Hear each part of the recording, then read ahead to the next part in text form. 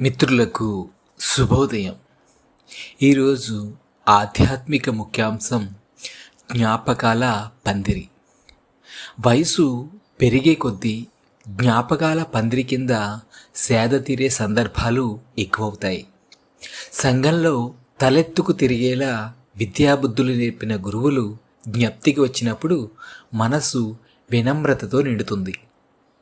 చిన్ననాటి స్నేహితులతో కలిసి ఆడిన ఆటలు, పడిన తగవలు, అమ్మ గారాబం, నాన్న కోపం వంటివన్నీ షష్ఠిపూర్తి తరువాత తరచూ గుర్తొస్తూ మనసును మురిపిస్తాయి.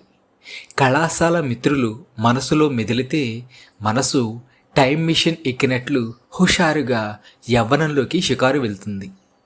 పుట్టినరోజు, పెళ్లి రోజు లాంటివి మనస్సున మధురములు నింపే పండుగ దినాలే.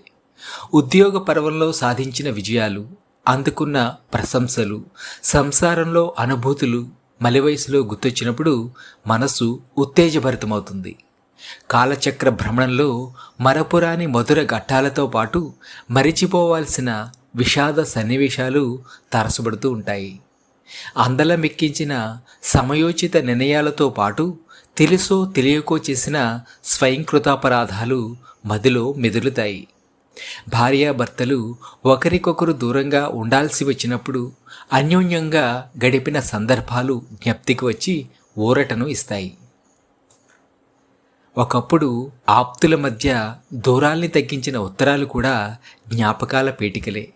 సాధారణ ప్రజలు రాసుకున్నవి కష్ట సుఖాల కలబోతలైతే మహానుభావుల ఉత్తరాలు చరిత్రకు సాక్షీభూతంగా నిలుస్తూ ముందు తరాలకు స్ఫూర్తినిస్తాయి.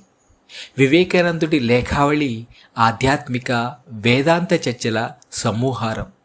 జీవితమంతా ధర్మపథంలో నడిచిన వారికి చివరి రోజులలో అన్ని మధుర స్మృతులే మిగులుతాయి.